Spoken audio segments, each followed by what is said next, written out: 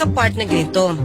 Ilan na ba ang advisor ni Pangulong Marcos maliban sa mga sekretaris niya? Pag sobrang dami mong advisor, para lumalabas, wala ka talagang alam. Talaga si PBBM, grabe ka naman. First time ko siyang nakitang ganyan.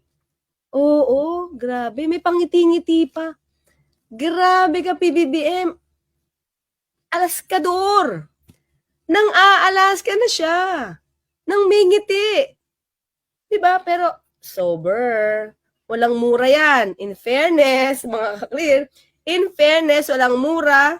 Pero grabe ka, PBBM. Ngayon ka lang namin nakita ng mga kaklir na ganyan, ha? Tuloy mo lang. Tuloy mo lang. Nakakaalarma po ito dahil gumaganda po ang takbo ng ekonomiya ng bansa.